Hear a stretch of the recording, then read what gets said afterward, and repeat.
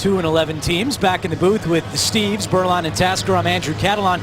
Jets had a major advantage, we thought, coming in, running the football, second in the league in rushing offense against the Titans, who are last in the league in rushing defense. But the Jets with just 49 yards rushing in that first half. Well, that's the problem, and one of the reasons the Jets haven't been successful is because they can't convert on third down, and it's shocking to see that they can't get into third down and manageable.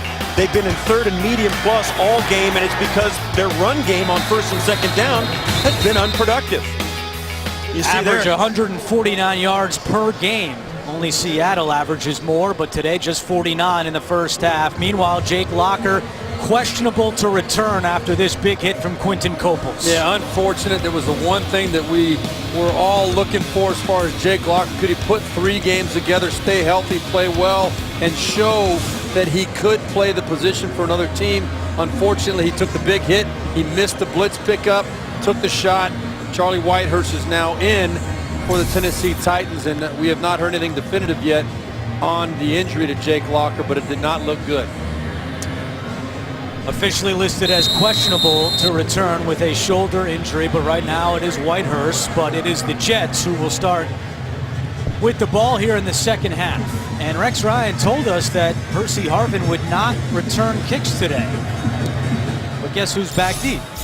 Well, it's TJ Graham. That's who's returning kicks, not Percy Harvin. So still no Percy Harvin on the kick return unit. The Jets will start at the 20-yard line. Geno Smith coming back out. He was 9 out of 13 for 80 yards in that first half. But you look at what happened for the Jets.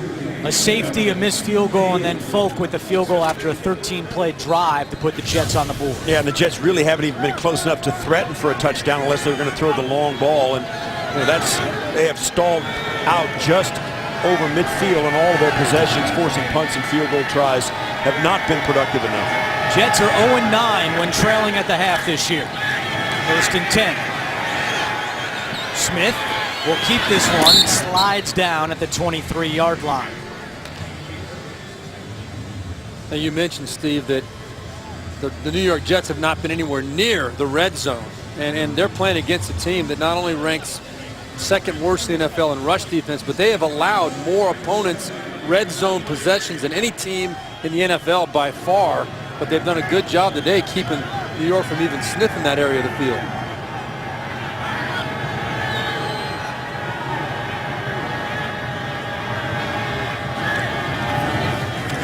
Ivory on 2nd and 8, and tackled from behind by Patoa Tua, the former Jet.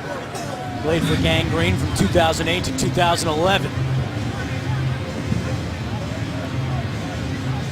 This Geno Smith now going no huddle, and he's sure they had a meeting about it. It's a little bit of a muddle huddle. They make full substitutions to the receiving core and tight end core, but don't huddle. They stay right at the line of scrimmage. It puts a little extra pressure on the defense. Let's see if it pays off on the 3rd and 5. Smith fires incomplete. Was trying to get it to Percy Harvin, but there is a flag down at the line of scrimmage.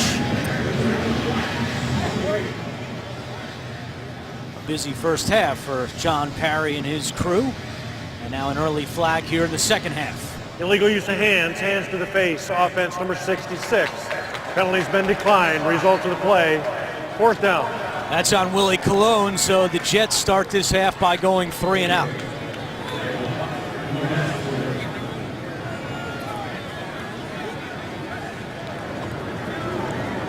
.27% of the Jets' drives this year end in 3 and out. They're just slightly ahead of Tennessee.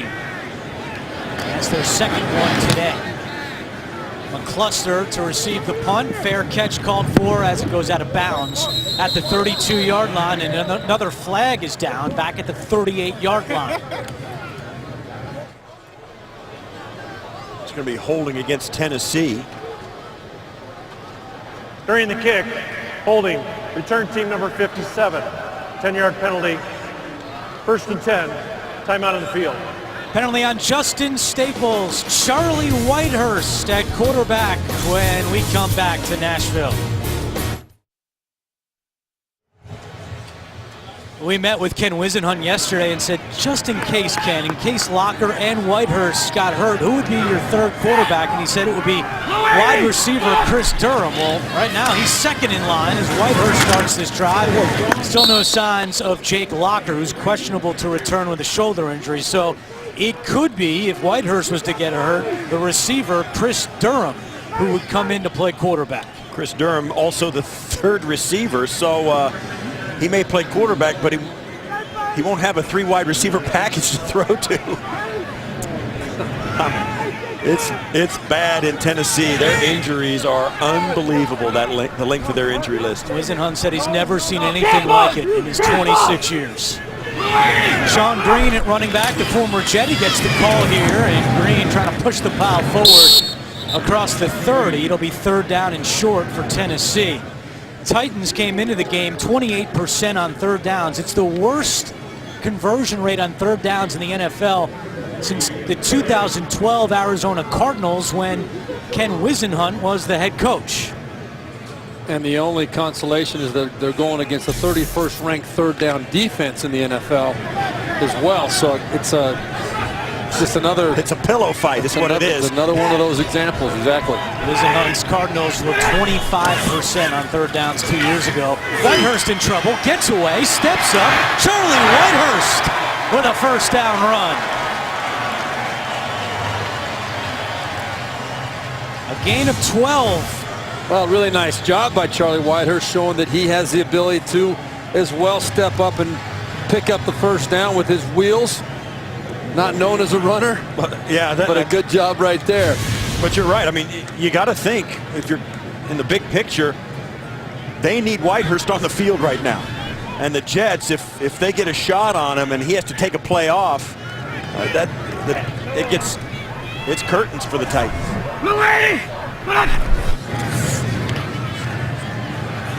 Whitehurst stumps it over the middle to Green. He's got a little bit of room. Having the soft spot of the Jets defense, and the former Jet picks up a first down.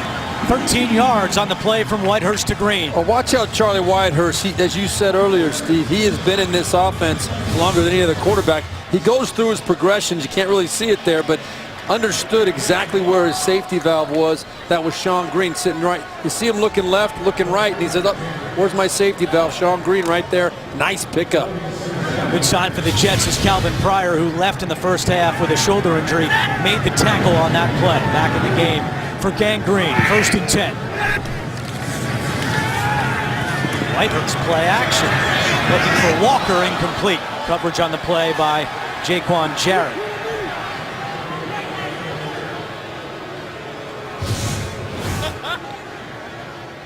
Whitehurst stepping up in the pocket, trying to fit that ball in there. Crowd wants a penalty. That's not going to happen. The ball was past Walker when he was grabbed by the defender trying to make the tackle. Jarrett. Jets have struggled defending the tight end this year. They've allowed a league-high 12 touchdowns to opposing tight ends. Jake Locker has just run out of the Titans' locker room to the sideline as big tackle made there by Jason Babbitt.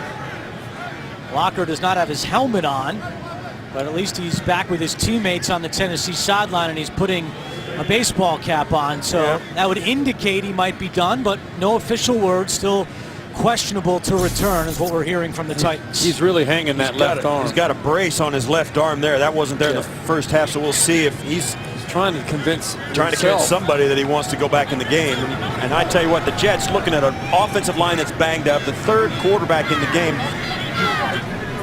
Why don't you send pressure every play and put an enormous amount of pressure on Charlie Whitehurst and a banged up offensive line? Third down and 13. Whitehurst to Chris Durham. And that is a first down. Needed 13, they got 14. The Jets do bring pressure, and Whitehurst gets this football off. Maybe they don't bring pressure because they don't have faith in their defensive secondary. As you see, it's an exotic blitz, 5 guys rushing. The linebackers don't get back deep enough to cover up the underneath route to Durham. Durham gets behind him.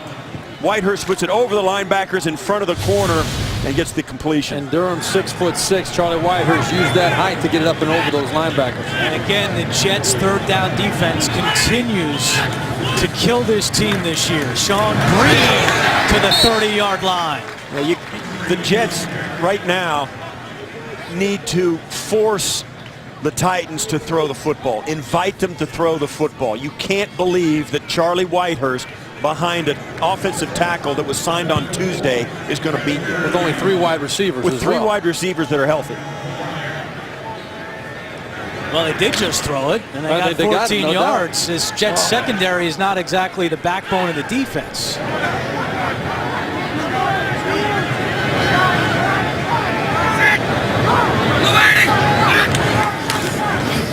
Green again. And Richardson, one of the Jets, closing quickly. And this game has, as you see, McCluster and Leon Washington come onto the field. And Kaufman comes off. Andrews comes off. I mean, this is a place where you really got to do some things. If you're 2-11, and there's no question the Jets with Rex Ryan, they're pulling out all the stops. I think you got to consistently do it and make them deal with it. They may hit a play like they did on the last 3rd down, but you got to keep going after this offense in that manner. The Titans 2 for 2 on 3rd downs on this drive. Whitehurst to Washington. That's another Tennessee 1st down. Making the catch right in front of the rookie Marcus Williams. Super throw and catch here. Charlie Whitehurst again under pressure, but showing that he's comfortable. He trusts his lineman and his protection. A nice shot there outside of Nate Washington. Good timing on that route. Nate Washington continues to be, that was a little bit of a low. Sheldon Richardson coming in low on Charlie Whitehurst, but Nate Washington continues to be a thorn in Rex Ryan on this defensive side. Whitehurst has started 3 games this year because of all the injuries to Tennessee quarterbacks. He's got 5 touchdowns and 2 interceptions on the year. Again, it's Green. So Sean Green was inactive last week and only had 30 yards rushing in his last 8 games. He had been the forgotten man in the Tennessee backfield with the rookie Bishop Sankey getting the load of the carries, but Ken Wisenhunt has given the ball to Green 9 times today for 33 yards. Well, Wisenhunt's a former player and a pretty good tight end, and he knows what it means to players who go play against the team that they left, and I think he's given Green a chance to do that. Here he is again. And he is smacked down at the line of scrimmage. Lige Douzable leading the charge for the Jets, and now Tennessee with another 3rd down. It's 3rd and 7. We asked Rex Ryan about his 3rd down defense, and he said, in the past, that's been my calling card. This year, the pieces are a little different, and we can't be as creative. And you see, 2nd worst in the NFL, and today Tennessee is 5 out of 10 on 3rd downs, 3 for 3 on this drive.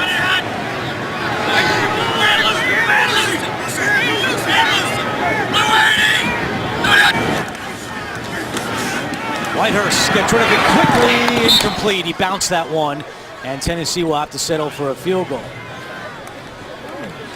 But the fact that Rex can't be as creative on 3rd downs speaks a little bit to what Jets fans believe in John Idzik, that he didn't do enough at cornerback and in the secondary this year to beef up the corners and allow Rex to be as creative as he had been in the past. Well, yeah, the corners used to be a strength of this defensive staple with Cromartie and Darrelle Revis out there. I mean, they were as solid a tandem of corners as you're going to find anywhere in the NFL, and they have not found anything close to that quality in the guys that have been brought in since. Succop from 33 yards, and this one is good.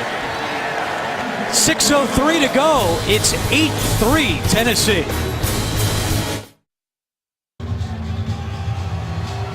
Only one NFL game has ever ended 8-3. The Browns beat the Giants 8-3 back in December of 1950. TJ Graham back deep for the Jets. And Ryan Succop will kick it away for the Titans with 6:03 to go, 3rd quarter.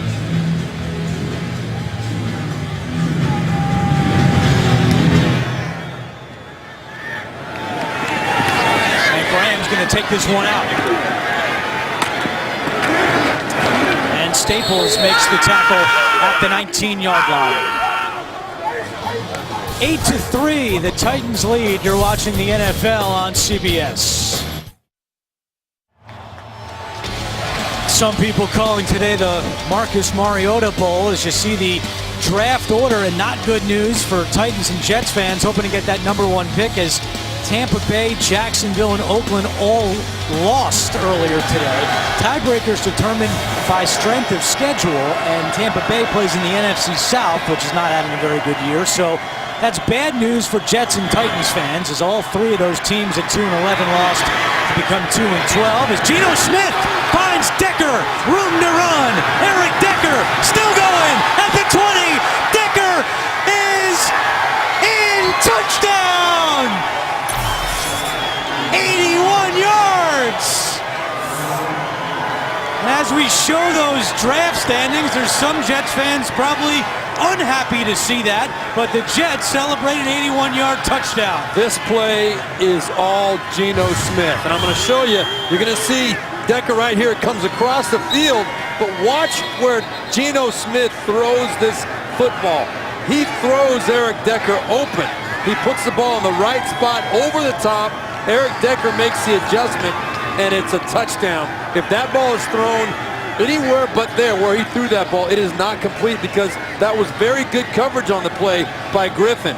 We're going to check and see his feet. There's a question of whether or not he stepped out of that toe. Might be out.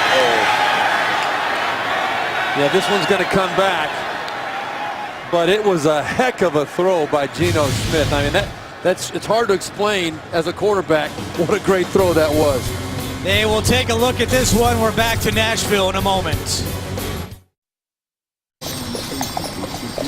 Well, anyone who thinks these two teams are just playing out the string, you miss what just happened while we were in commercial. A massive brawl broke out in the middle of the field. We're going to get an announcement from John Perry, and then we'll show you what happened. Jurrell Casey of the Titans was right in the middle of it with Geno Smith, but players came off the sidelines and ran to a massive scrum in the middle of the field. You can see Casey is hot. And here's how it started. Geno Smith and Casey saying a few words to each other.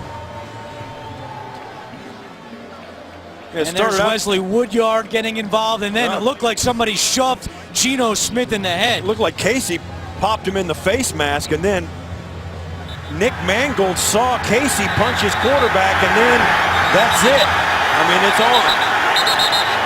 And you see Casey right in the middle of everything, and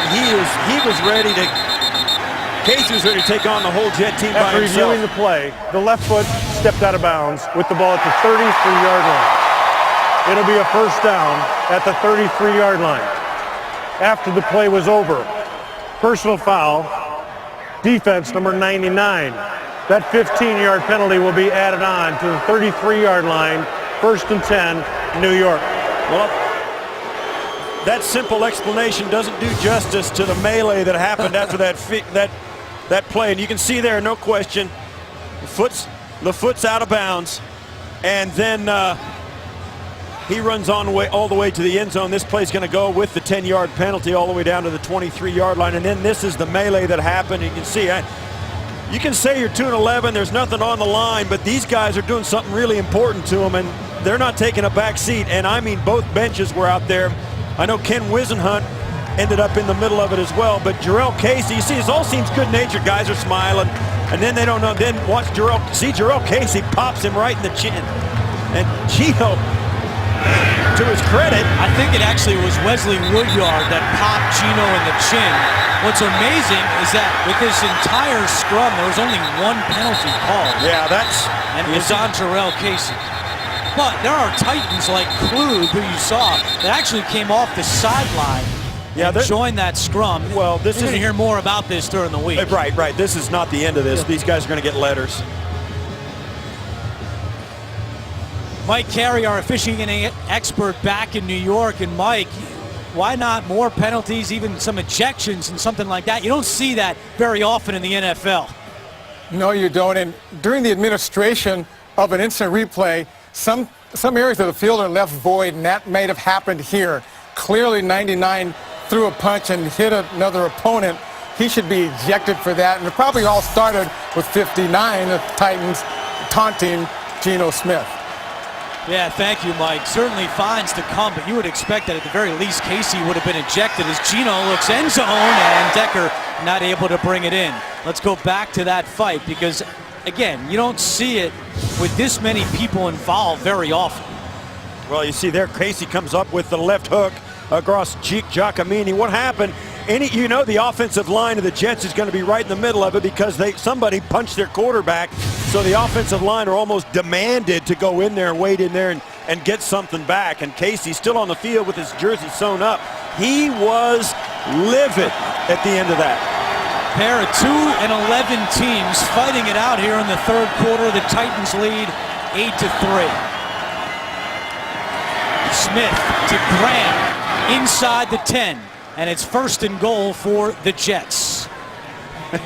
Really nice job right there. You see Geno Smith standing strong in the pocket, hitting that slant route in there. Rex Ryan's got to be happy with not only the play of Geno Smith so far in this second half, but with the fact that his team is playing such inspired football at this point.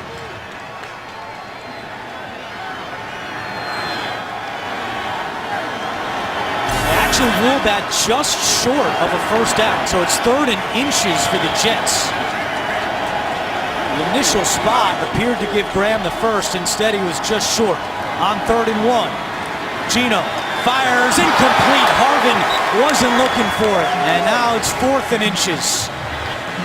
This is another one of those plays. He's had a chance a little bit earlier for a big play from Geno Smith up the field. He got a little bit antsy, rushed the throw a little bit, and they're going to go for it here on 4th and short. This one, he threw it a little bit early. He had time to let Percy Harvin get himself cleared and his head around. That pass should have been completed. Yeah, and Avery Williamson, the rookie out of Kentucky, lost his footing, so Harvin was more wide open than any player today. And because he rushed the throw, it was an incompletion and not a touchdown. Jets going for it on 4th and 1, 7 for 13 this year on 4th downs. Geno to the air, wide open, Connor, and he's in for a touchdown. John Connor.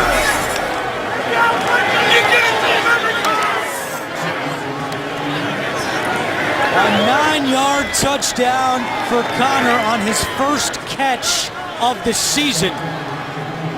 Well, the Jets finish off the drive where they had the long touchdown called back due to a step out of bounds. Geno Smith on the play action rollout, and Connor is absolutely by himself. You know what I like about this for the Jets side is Rex Ryan and Marty Morningwig showing confidence in the young quarterback Geno Smith to let him throw that pass in a 4th down key situation. He executed very well. They come away with a touchdown. Jets will go for 1, attempt the extra point here by Folk, and it's good to make the score 10-8 with 4:34 to go. What a wild drive that was for the Jets. The melee at midfield. Geno Smith took a punch, and then on 4th down, Geno punched back to John Connor for the touchdown.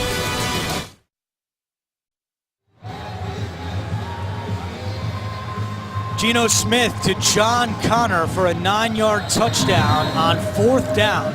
And the Jets have taken a 10-8 lead with 4:34 to go in the third quarter. First career receiving touchdown for Connor, and now Quigley will kick it away. Leon Washington, the former Jet, back deep. And he's going to return this one. Washington up the middle. And Washington still going to the 40-yard line. He muffed the free kick in the first half, but a return of 46 right there for Leon Washington. Well, we said in the first half when he muffed that punt and it led to the turnover, he comes back and he wanted to make amends for it. He was so upset with himself. We showed it on the sidelines. He had to wait an entire quarter and a half to get another opportunity, and he made the most of it. What a great job by really one of the truly great return men in the league. 8 career kick return touchdowns, tied for first all time with Josh Cribbs. Charlie Whitehurst still at quarterback. Jake Locker is on the sideline, but questionable to return with a shoulder injury. So we approach 4 minutes to go in the third quarter. The Jets in search of their first road win of the season.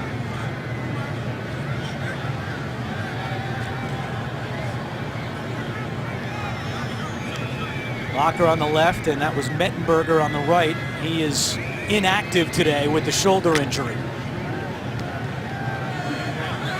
Locker's left arm there with the new brace. That is not his throwing shoulder, so perhaps in a pinch they would give him the opportunity to go back in. It doesn't look like they want any part of Jake Locker in the game. Whitehurst with a flag down, completes it to McCluster. And the tackle made by DeJuan Landry. But the Jets are indicating this is going against Tennessee. Been a busy day for John Perry. Looks like they're going to call holding on the defense.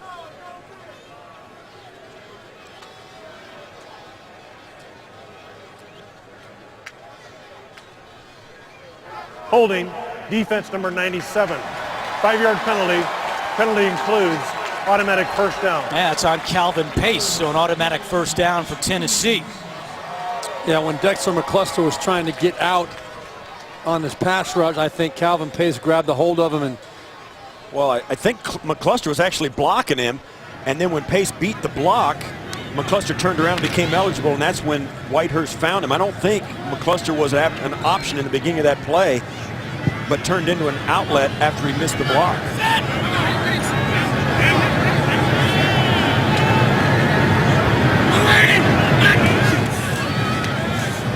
Whitehurst gets rid of it to Sankey. He's got some room to run. Sankey at the 40 and out of bounds at the 34-yard line. A gain of 18 for the rookie Bishop Sankey.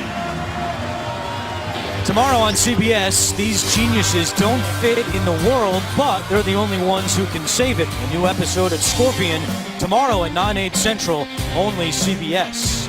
Sankey with just 3 carries today. But that catch goes for 18 yards and moves Tennessee all the way to the Jets' 34-yard line with 3 minutes to go in the third quarter.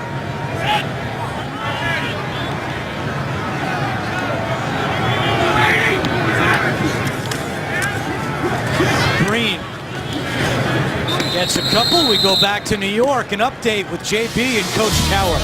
Peyton breaks a drought. Yeah, in almost 10 quarters, his first touchdown pass. This one to Demaryius Thomas from 28 yards out. He takes it into the end zone, and Denver takes a 16-3 lead over the San Diego Chargers. Andrew Catalon, Steve Tasker, and Steve Berline. JB, thank you. Broncos trying to become the third team today to clinch the division. Patriots and Colts with wins earlier clinched the AFC East and AFC South, respectively. 2nd and 9, Whitehurst pass deflected, tipped at the line. Otherwise, Chase Kaufman was wide open as we take a look at the updated AFC playoff picture. And Pittsburgh with a big win today. Baltimore able to hold off Jacksonville. So right now, those teams at 9 and 5, the wild card leaders behind Cincinnati, who absolutely tore apart Johnny Manziel and the Browns today. And if San Diego does find a way to come back and beat Denver, which doesn't look like it's going to happen, they would take one of those wild card spots as well. 3rd down and 9 for Tennessee. Whitehurst incomplete. Some contact by Landry, but no call on the pass intended for McCluster. Calvin Pace supplying pressure on Whitehurst, and now Tennessee sends out its kicker, Ryan Suckup. And they're going to try and take the lead with this 3-point at Whitehurst. You can see, and you mentioned it, Steve Berline, Whitehurst does seem comfortable in the pocket, even though he couldn't put this ball on McCluster. That was a good non-call by the officials. That was a bang-bang play at the other end, and those, by definition, are not supposed to be called. Suckup is the only kicker this year without an attempt of more than 50 yards. This is from 51 for the 6-year man out of South Carolina. And it is good!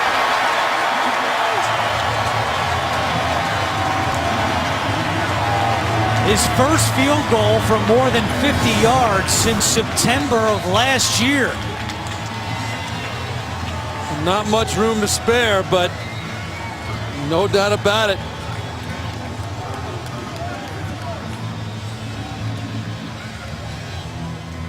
So Suckup puts the Titans back on top, 11-10.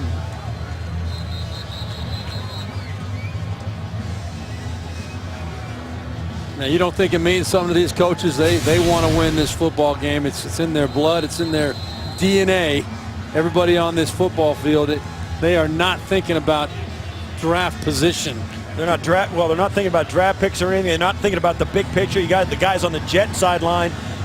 The Jets their whole organization is at a crossroads this offseason. It's going to be an entirely new organization that takes the field opening day, in my opinion, of 2015. Ken Whisenhunt, finishing up his first year at the helm here in Tennessee, knows they have a long way to go, but starting to formulate what his team is going to look like.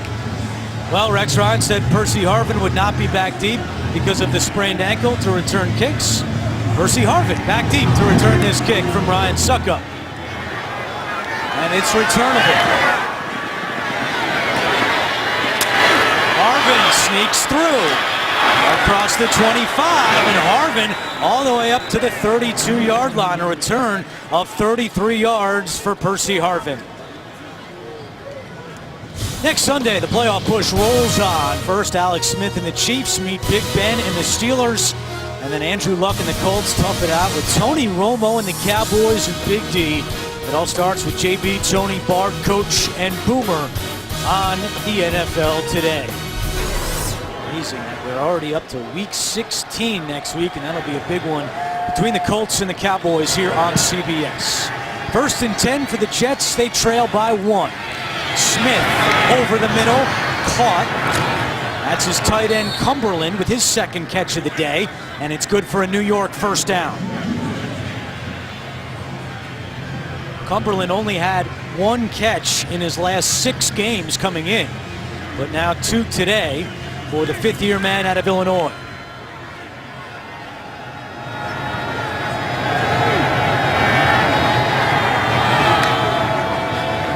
Johnson, he's been pretty quiet today in his homecoming.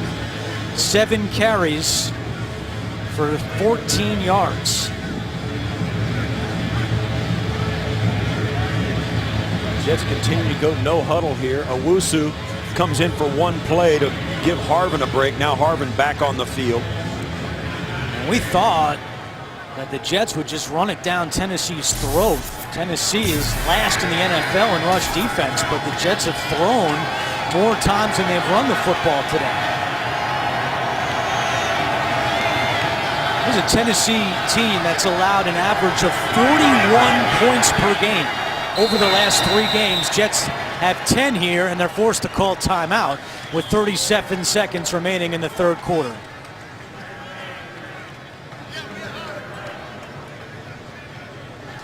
Well, it's the last week to vote for the 2015 Pro Bowl. You can select the best players regardless of conference.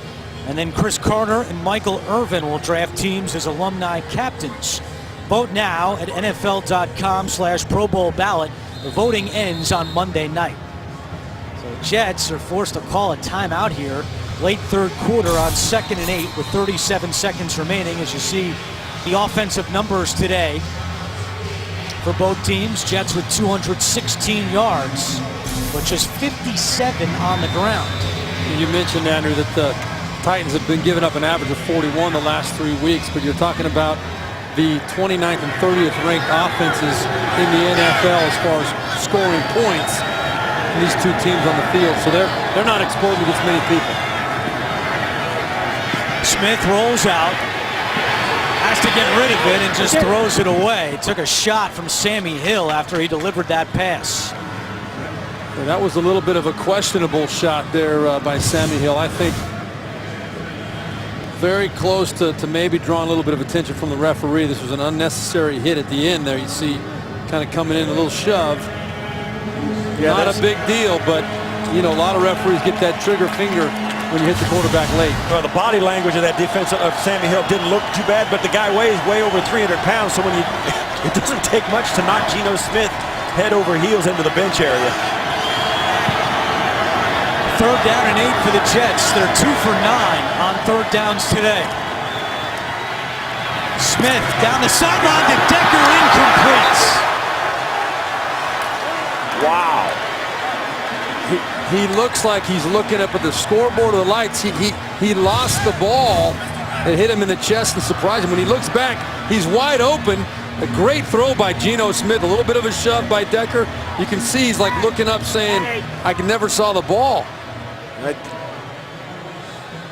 That was everything Decker could do not to catch that ball. Yeah, He was fighting it. It's hard to catch it when you can't see it. May have gotten away with a push, too. He did definitely have a little bit of a push. He's known for that. That one bounces at the 5, goes into the end zone, and Tennessee will start this drive at the 20. 11 seconds to go, third quarter. Find the perfect gift for the sports fan on your gift list. Beat the crowds and get free shipping when you shop CBS Sports today. Take advantage of this offer now at cbssports.com/holiday. Well, it is a late start here in Tennessee today. 3 o'clock local time kickoff, just past 5 o'clock now, but no excuse for Eric Decker to drop that one. There's never an excuse, but I guarantee if you ask him after the game, and he will be asked because that was a significant play in this ball game, especially if the Jets lose, he'll say, I lost the ball in the lights. I love my quarterback friend making excuses for wide receivers. I'm not making an excuse. I'm just saying he never saw the ball. Sean Green to the 21, and that will take us to the end of the third quarter. What a day here in Nashville. The Titans lead 11-10. We've seen a little bit of everything. Pushing and shoving and a swing of emotions for both head coaches. You're watching the NFL on CBS. Start of the fourth quarter in Nashville. The Titans lead the Jets 11-10. And Whitehurst still at quarterback. Whitehurst over the middle, and it's caught. Nate Washington with the catch at the 43-yard line. You know, Steve Tasker, you mentioned earlier, I have been really impressed with Charlie Whitehurst, the way he's working the pocket, very under control. We watched him play a couple games earlier this year. He looks a lot more comfortable tonight than we saw him in the previous games earlier this year. He's really doing a good job. Little nudge there. He's really doing a good job, though, stepping up in the pocket, avoiding pressure, and delivering the ball. A nudge from Sheldon Richardson. 5th catch today for Nate Washington.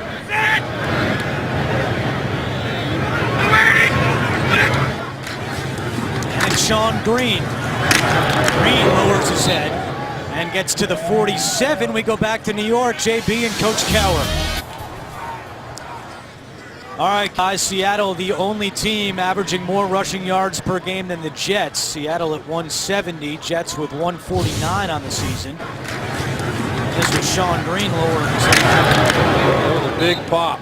Yeah, and he is having to be helped off the field.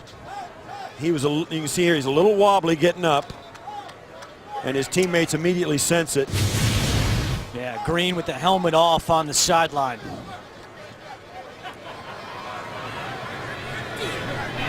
Six-year man out of Iowa. He was the Jets' 3rd-round pick in 2009. 14 carries today for 42 yards for Sean Green. 2nd and 6. Blitz coming from Pryor. Whitehurst gets rid of it to McCluster, and he's tripped up in Jets territory. Very close to a first down, but there's a flag back at the line of scrimmage.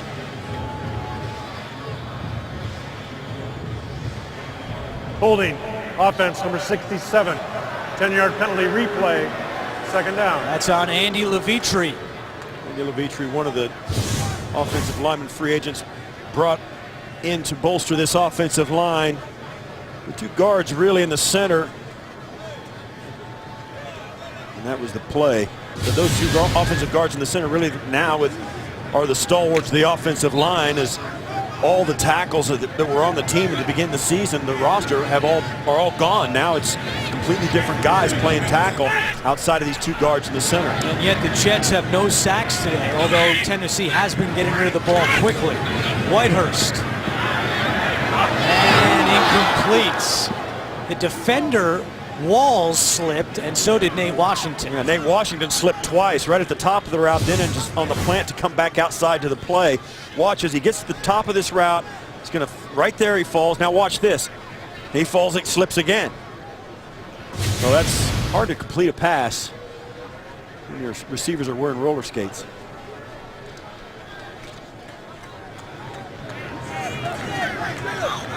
So 3rd down and 16 for Tennessee. They have to get to the Jets' 47-yard line for a first down. And that one is knocked down. Could have been intercepted. And Umpoli got his hands on that one, and the Jets force a punt.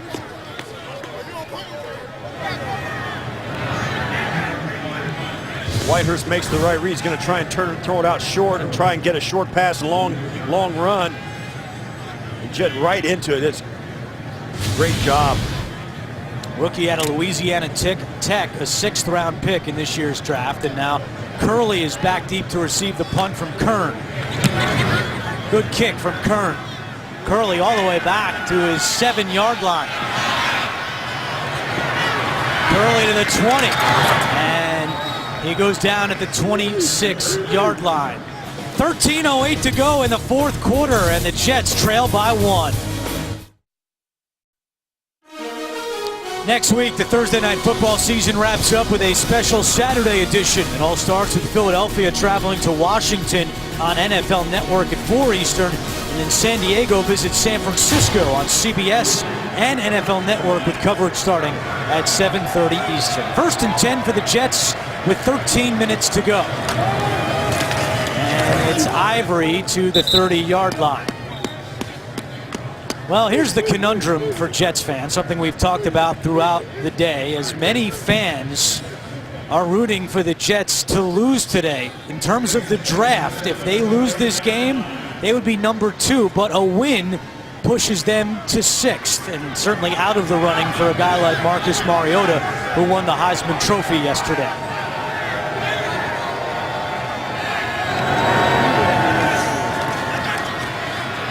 Decker catches this one, and he's got a first down to the 38-yard line.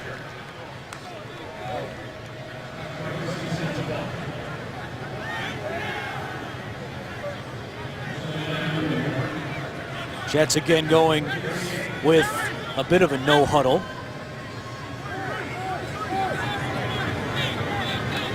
With 12 minutes to go in this one.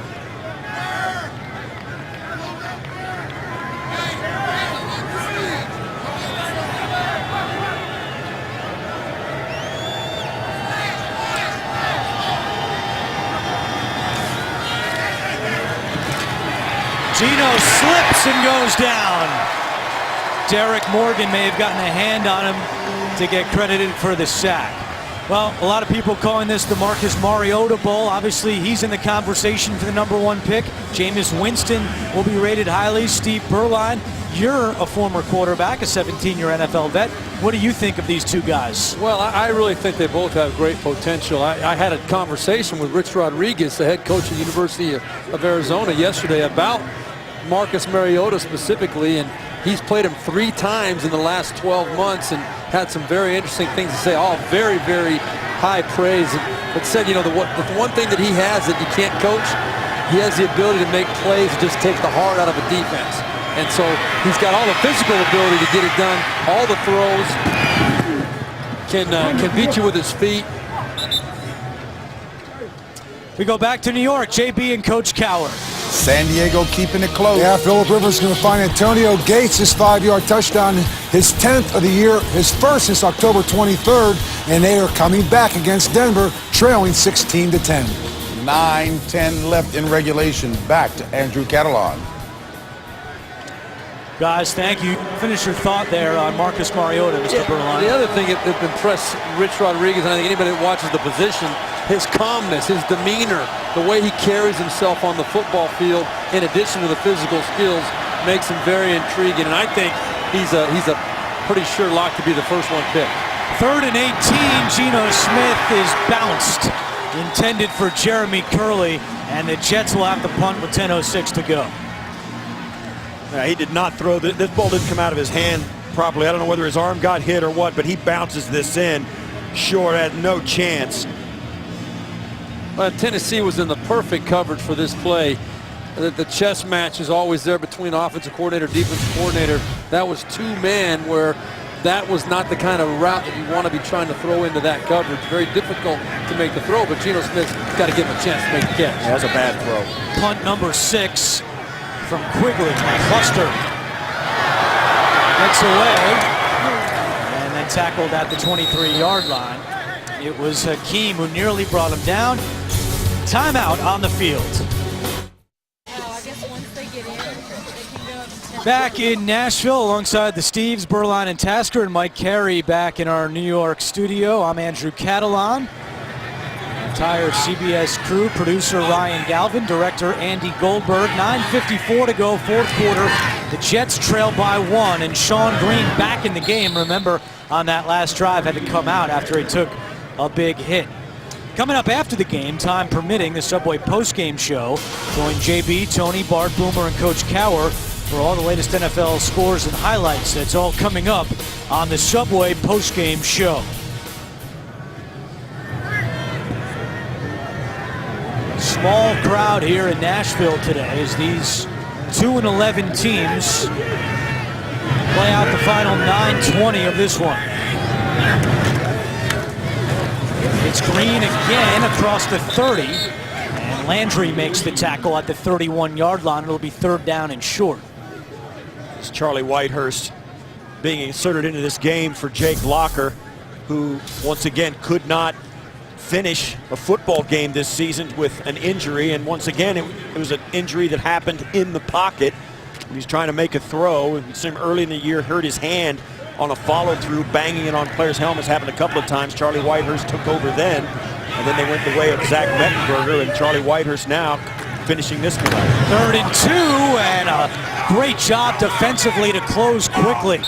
That was Darren Walls who came up and closed. The pass is incomplete. It'll be fourth down, even though Davis scooped it up and ran.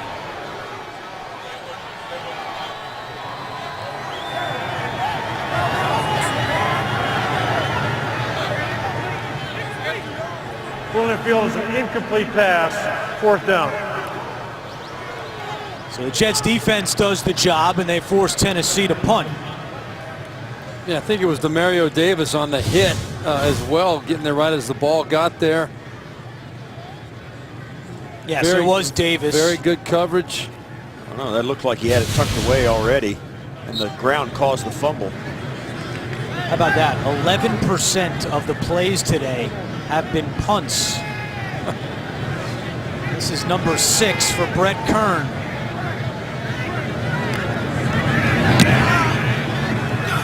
Curley, fair catch at the 25-yard line. 8:20 to go. Jets down by 1.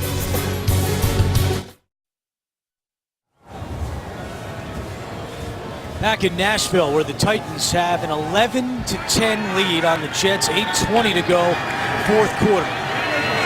Geno Smith today, 14 out of 24, 167 yards and a touchdown as Chris Johnson gets to the 26-yard line. Don't forget, coming up after the game, time permitting, the Subway postgame show. Join JB, Tony, Bart Boomer, and Coach Cower for all the latest NFL scores and highlights. That's all coming up on the Subway postgame show. We had a chance to sit down with Geno Smith yesterday, and as you guys mentioned earlier, you were pretty impressed in your first meeting with him in terms of the way he responded to a lot of our questions, Steve Berline. Yeah, he was. I was very impressed. He did not try to shuck the blame as he gets a sack right here. Boy, Al Woods with his first sack of the season. But the bottom line, you can see Al Woods just comes around the edge, and Geno Smith never had a chance on this one off the right side. Nice little loop stunt there by the tackle in the defensive end. But, you know, the bottom line is you got to produce on the football field. We're impressed. I admire his accountability, the way he wasn't trying to put the blame on other people. He said he's got to play better. He's got to play more consistent. But he still actually has to start doing it on the football field as well. And tonight he's done some good things, but that's just kind of the way he's been playing for his whole career. Some good things, some not so good. 3rd and 16. Smith fires sideline, broken up. He was looking for Decker, and that pass is incomplete. So a quick 3 and out, and now a late flag comes in because of a little more jawing along the Tennessee sideline. And it's interesting because there are no Jet players over there. Now, Decker was the last one to leave that area. And you figure it's got to be some kind of taunting or excessive. And that would be an automatic first down. It would be. It would be huge for the Jets. After the play, unsportsmanlike conduct, defense number 59. 15-yard penalty, 1st and 10, New York. Inexcusable penalty by Wesley Woodyard. Unacceptable. I mean, he's the leader of your defense. He's the captain of your team. If there's anybody that should be poised and under control and refraining from that kind of activity, there he is coming in late right there. And by the way, Decker and Woodyard were together last year in Denver. They made it to the Super Bowl as teammates. And now Woodyard pushes Decker, and it's an automatic first down. Yeah, and it wasn't really much that went on. I mean, Woodyard kind of walked up on him and might have said whatever. And Decker gave him like a half-hearted chuck to the chest, and it was Woodyard who got the penalty. The question is what was said and how was it said. So 1st and 10 for the Jets. Smith in trouble again. Rolls right, dumps it off for Ivory. And Ivory to the 34-yard line. Clock continues to tick with 6:40 to go. Both these clubs come in, obviously, and you can tell they see each other. It's worked out in the schedule. Over the past 5 years, they played each other just about every year. And they both walk into this game with a chip on their shoulder because of their own record and because of all the turmoil and the things that are going on with each team. Neither one of them wants to lose to the other, and it shows in their emotions. Smith keeps it himself. Geno Smith with a New York first down. We have an update from New York with JB and Coach Cowher. Seattle at home. Yeah, Paul Richardson catches his first career touchdown pass from Russell Wilson from 10 yards out, and now Seattle puts a little bit of distance between them and San Francisco. They lead 17-7. Well, I know Steve Erline can speak to this. Not much of a window to get that ball in. Andrew Catalon. You're right, JB. That Russell Wilson continues to amaze, and that Seahawk football team, I would not want to play them at all down the stretch. They've got it clicking right now. Chris Johnson on the carry for the Jets. You got to think now, if you're the Jets, they're going to come and try and get in another 17 yards of field position. They're in field goal range, and all due to an unsportsmanlike conduct on Woodyard, and they've been able to keep this drive going. The Titans managing to get them off the field on the 3rd down, then giving it right back to them to give them a chance to continue. Geno to Decker.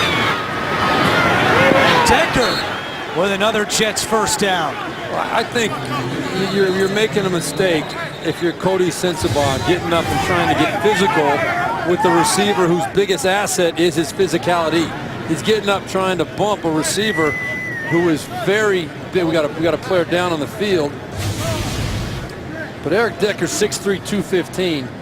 He's a hard guy to get physical with, if you ask me. Well, and you can't tackle him high if you're Cody Sensabaugh either. I mean, you kind of got to go in there, get him low at 5'11", less than 190 pounds. Sensabaugh's got to go low and get his legs wrapped up. You can't get dragged for 4 yards after you make contact. That's Nick Mangold, who is slow to get up for the Jets, the 5-time Pro Bowler. Having another phenomenal season. Has just one penalty this whole year, and it was for unsportsmanlike conduct. Second straight season that Mangold has not been called for holding. And a staple of this Jets team now in his 9th season. We had a chance to talk with him yesterday as well, and we hope nothing serious obviously wrong with him.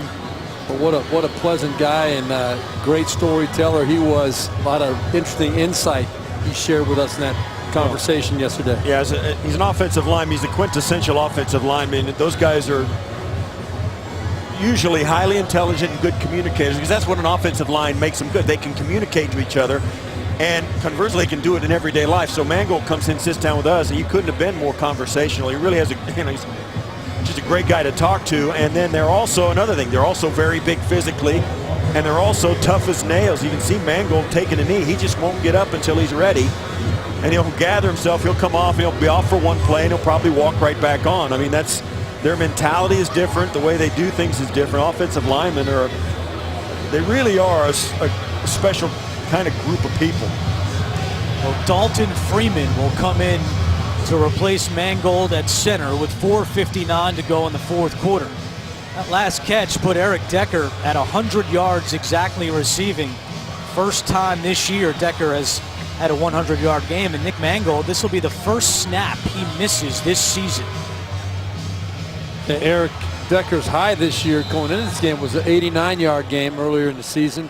Last week. It was last week, that's right. Geno Smith is lined up as a wide receiver at the top of your screen. Johnson on the carry off the direct snap. Chris Johnson with some room. Geno Smith blocking for him. Johnson is knocked out of bounds inside the 5.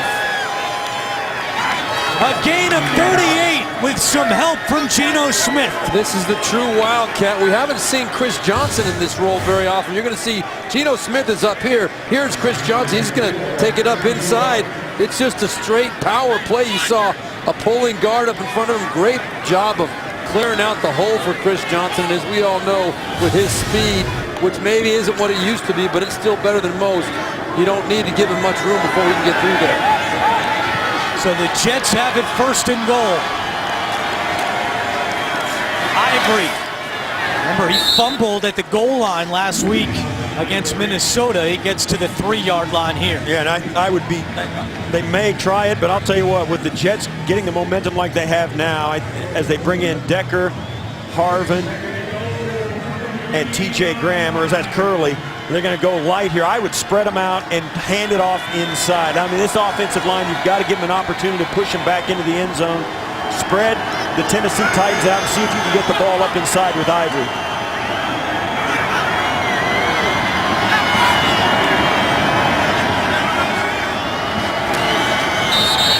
And there's a false start.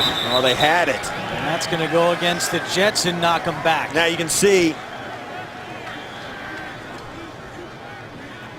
the Titans are running the heavy guys on the field now. They got caught with some light defensive linemen on the field. False start. Offense. 5-yard penalty. Second down. They had what they wanted. They had them spread out. They had a cluster formation, put Decker in motion right there, and then they handed it off inside. It came open perfectly, and then the left side of the offensive line gets off early. That was the Brickashaw Ferguson, the left tackle. And you know, how many times have we seen it today out of these 2-2-11 teams? The mistakes at the really most crucial point of the ball game. That's how you get to be 2-11. Well, it happened twice on this drive. Tennessee let them continue the drive, and now the Jets hurt themselves. Ivory on second and goal with 4 minutes to go. It's such a telling statistic. Penalties, and we see this a lot too. Some teams will get penalized, and it never seems to hurt them. And other teams, like the Jets and the Titans, will do it at the absolute worst possible moment. When the stress is the highest, when the discipline needs to be the highest, that's when it disappears for these two teams. Dalton Freeman is still in at center. Nick Mangold on the Jets sideline. Third down and goal. Here's Decker up here at the top of the screen. Powell, the running back. Tennessee showing blitz. Here they come. Smith gets rid of it. End zone, and it's incomplete, but a flag is down.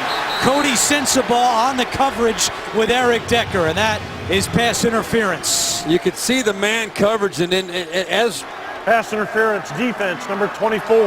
Hook and turn. Automatic first down. as Rex Ryan and Geno Smith told us, this is a team that will come no matter what. The Tennessee Titans blitz with their defensive coordinator Ray Horton is much, if not more, than any team in the NFL. They'll come no matter what the situation is. Right there, you had one-on-one again with Cody Sensabaugh against Eric Decker, and they paid the price. So first and goal from the 1 for the Jets. Connor, the fullback, Ivory at running back. It is Ivory. And a flag is down in the end zone. It's going to be encroachment on the defense. Inside, the nose tackle went offsides just before the snap. It's going to be another first down for the Jets. Offside. Defense, number 91. Half the distance to the goal. Replay, first down. Now, Derek Morgan got right over the ball, too. I mean, he's right here. I believe, no, he's up to the top. There we go. Yeah, that's right. There's the wrong number. But he pinched it right in. Now, see, he knows it wasn't him. So first and goal for the Jets. Again, Connor at fullback, Ivory at running back. They give to Ivory, running left, trying to turn the corner, and he does. Touchdown, Jets. 6th rushing touchdown this season for Chris Ivory. And Rex Ryan with 2 fingers in his air. He wants his team to go for 2. Yeah, want to get up by 7. Easy call for Rex Ryan. Yeah, the Titans do a nice job of getting penetration. Casey ends up in the backfield, and right there at the end, Gooden couldn't get his shoulders turned to get out and set the edge of that defense, and Ivory got around the edge. 11-play drive, helped by a couple of Tennessee penalties. And now the Jets try to make it a 7-point game as they go for 2. They are 0 for 3 on 2-point attempts this season. Smith gets rid of it quickly to Curley, and it's incomplete. He could not hold on, and the score remains 16-11. But the Jets have pulled in front with 3:09 to go. A long drive. Chris Ivory caps it off. Will the Jets hold on? We're back to Nashville in a moment. 3:09 to go as we welcome you back to Nashville, and the Jets have pulled ahead 16-11. Tennessee has 3 timeouts remaining. Leon Washington back deep for the Titans, and he's going to return this one. Washington tackled at the 21-yard line. For those of you expecting to see 60 minutes, you are watching the NFL on CBS in the game between the Jets and the Titans, along with Steve Berline and Steve Tasker. I'm Andrew Catalan. 60 minutes will be seen in its entirety immediately following this game, except on the West Coast, where it will be seen at its regularly scheduled time. 3:03 to go. And you really wonder right now how many Jets fans are rooting for the Titans to go down the field and score a touchdown with that #1 pick in the draft in play. Charlie Whitehurst, the quarterback for the Titans. Pressure coming from Pace, and now a sack by the Jets. And it's Enumpoli who finishes off Whitehurst for his first career sack, but there is a flag down in the secondary at the 28-yard line. Holding. Defense number 20. 5-yard penalty, automatic. First down. Kyle Wilson, and penalties continue to tell the story of this game. That negates an 8-yard sack. There have been so many significant penalties on big plays against the team making the big play that I don't recall seeing this many in a game at just key points in the game. The mistake that really completely changes the momentum that was just gained.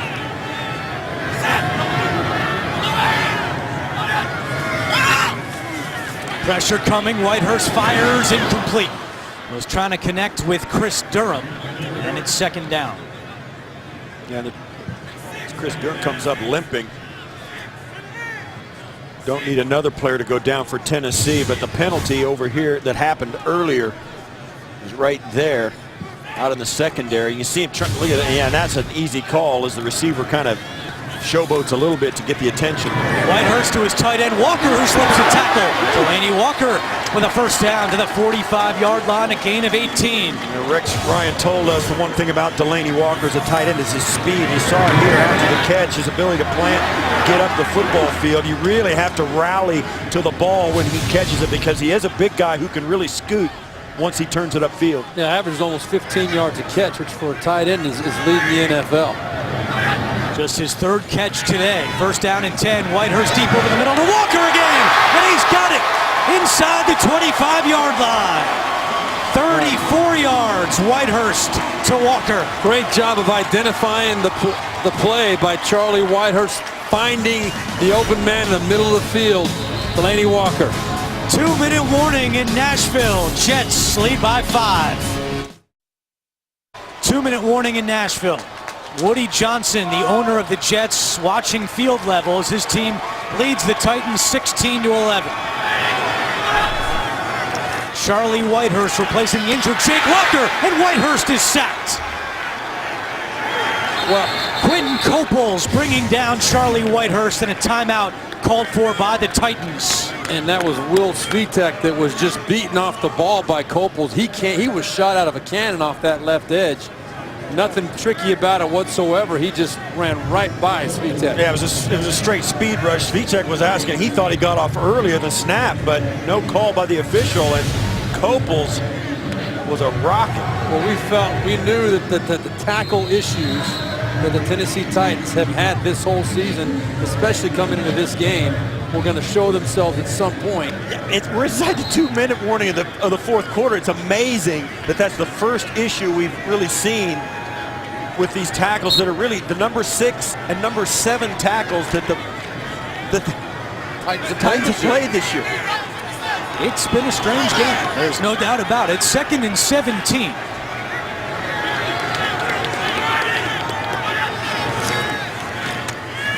Whitehurst looking for Hagan down the sideline, and he was out of bounds. Incomplete. It's 3rd down. He caught the ball, but he's only got 1 foot in bounds as he couldn't drag his left foot down the sideline. You watch, he makes a great catch, and 1 foot comes down, but the coverage there by Jarrett knocks him right off the field. Well, and Charlie Whitehurst would like to have this one back because I think he believed that Jarrett wasn't around. He thought he had an open throw. You're going to see as he gets ready to throw this football, right here is the area he's going to. He doesn't really, he lobs it up in the air a little bit, did not throw it at the receiver Hagan. If he would have stopped Hagan with that ball on the sideline, that ball would have been completed inbounds before Jarrett could have gotten over there to it. So it's 3rd down and 17. Tennessee has to get to the 12-yard line for a 1st down. Whitehurst on the run, fires middle of the field, incomplete, nobody home, and it's 4th and long. Yeah, there's no question. They have to stay on the field, and you know, if you're Charlie Whitehurst, you got to know, just get half of it at least. Don't take the shot to get it all. You're in 4-down territory inside the 2-minute drill. Get some of it back to give yourself a chance on the next down, but Whitehurst throws this to nobody in the back of the end zone. You're exactly right. I mean, that should have been his thinking, and it should have been in his head from the sideline as well. If it's not there, pick up some. Get us at least 50% of it back. Yeah, now everybody's backed off. 4 guys, 7 guys will be beyond the sticks. 4th down and 17. A flag comes in. Rex Ryan took a timeout. Yes, he did. They grant the timeout to Rex Ryan and the Jets. Timeout New York, the team's 2nd. There is no foul in the play. 30-second timeout. Yeah, Tennessee was in the illegal procedure. Their offensive line jumped prior to the snap, and this made it no penalty.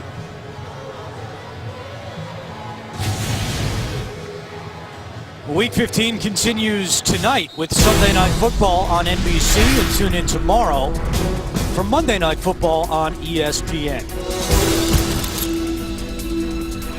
Yeah, we've talked an awful lot about Rex Ryan today and the situation he finds himself in. And one of the things I think that separates him from a lot of other coaches, a lot of other people in this league, is he never, ever blames anybody else. 4th down and 17 following the Jets timeout. Whitehurst out of the gun. Pace coming with pressure. Whitehurst eludes it. Still running. Fires, and it's incomplete. And the Jets are getting the ball back with 1:31 to go. Well, just a super job the last 2 plays by the New York Jets. Now, obviously, it helped by being 4th and long, but they got everybody back deep. There's nowhere that Charlie Whitehurst can go with this football. Nobody's open. He's forced to throw it into coverage, just trying to get someone to come up with a miracle play. Game is not over. Tennessee does have 2 timeouts remaining, so if they can stop the Jets, they will get the ball back. But Rex Ryan right now thinking that maybe his team will get its first road win of the year as Ken Whisenhunt watches on.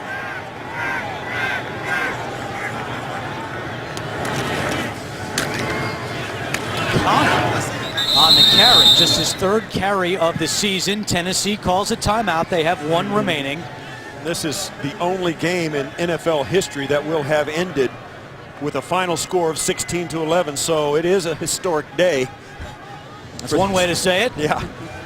You know, you said something that Steve Berline that stuck with me. One of the hallmarks of Rex Ryan's tenure in New York is his ability to be, quote unquote, the good soldier. He has never thrown anyone in the organization under the bus. He has never been disparaging towards his players, towards John Idzik, certainly not towards ownership. He has never done anything but take responsibility for the team and the way it's played. He has been a cheerleader for everybody inside that organization, even in the darkest days, and certainly here this season he's continued with that. One of the things that has made him, has been one of the calling cards of his tenure as head coach of the New York Jets. Ivory slips. Tennessee calls its final timeout with 1:22 to go. It'll be 3rd down and long for the Jets. Tennessee cannot stop the clock the rest of the way. Look at the AFC East standings. Earlier today, New England clinched the division title. Buffalo with a big win at home over Green Bay to go to 8-6 and stay in the wild card hunt. There will be somewhere around 35 to 40 seconds, well, just over 30 seconds when the Titans get this football back. And a field goal will do them no good. They have to score a touchdown down by 5. That's assuming, of course, the Jets do not convert here on 3rd down and 14. About 40 to 45 seconds they'll get the football back. They keep it on the ground to make sure the clock continues to run.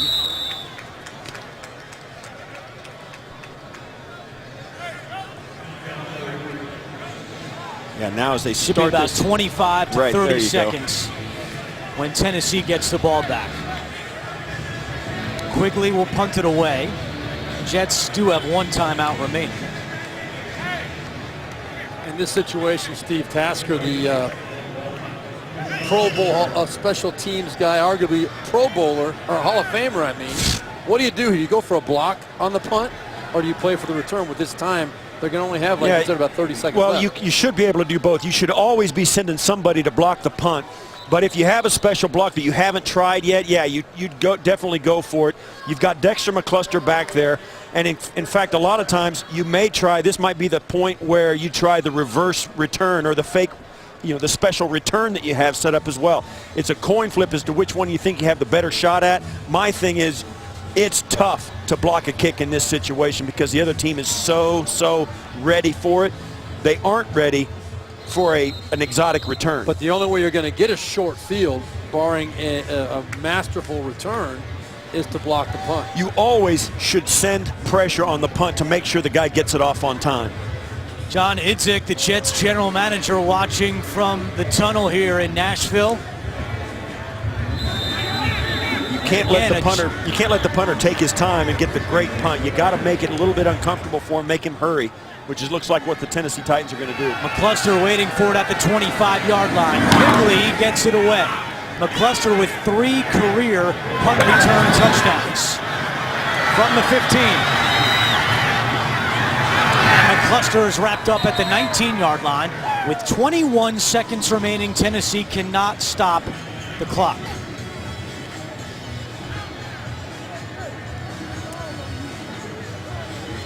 Well, the key, number one, for Tennessee right now is they've got to get the ball within Charlie Whitehurst's range of getting into the end zone, which, like a kicker, you know how far your quarterback can throw the ball. So it's somewhere around midfield. They've got to get it probably just on the other side of midfield for Charlie Whitehurst to be able to get this thing into the end zone. And if they don't, they've got to do the hook and lateral and the rugby play of pitching it back and back until somebody maybe finds a seam.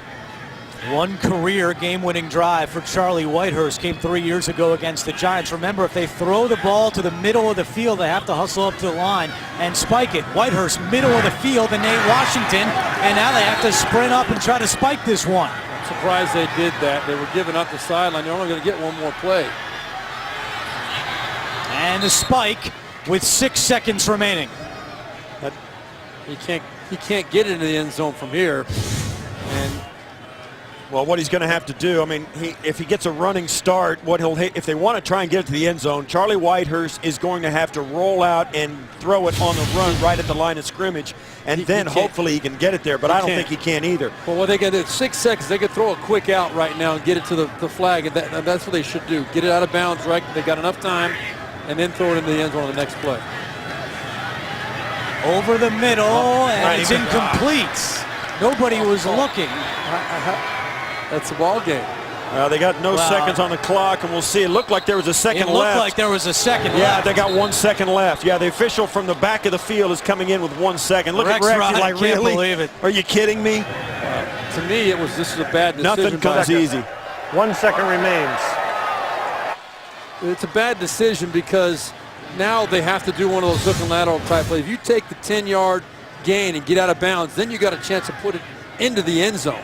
And this is going nowhere. To do that right there, I don't know what you're thinking now. You don't have any hope of getting that ball into the end zone.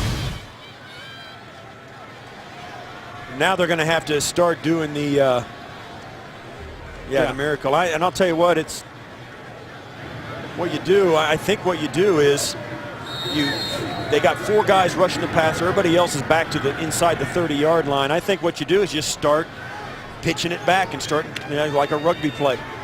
So the Titans need a Hail Mary, and Jets fans who've been praying for Marcus Mariota may see that prayer go unanswered if the Jets hold on here. Washington, and here we go. We've seen the Music City Miracle here before. This is Whitehurst on the run. That may have been a forward pass. Walker still going. Walker at the 10, and he's out of bounds. And the Jets win. A fitting way for this game to come to an end.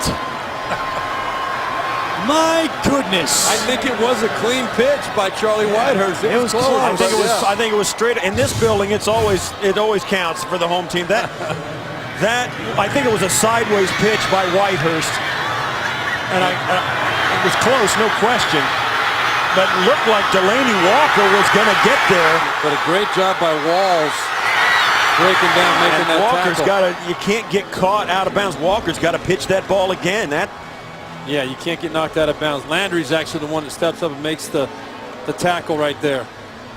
So the Jets win the game, but in terms of the #1 draft pick, Tennessee may have won the battle. As Whitehurst is frustrated, and Rex Ryan celebrates his first road victory of the season. That'll do it from Nashville. The Jets win 16-11. Tonight on 60 Minutes begins with an investigation into the care for the dangerous mentally ill, followed by the season premiere of Undercover Boss, plus new episodes of The Mentalist and CSI. For Steve Berline and Steve Tasker, I'm Andrew Catalan saying so long from Nashville. You have been watching the NFL on CBS.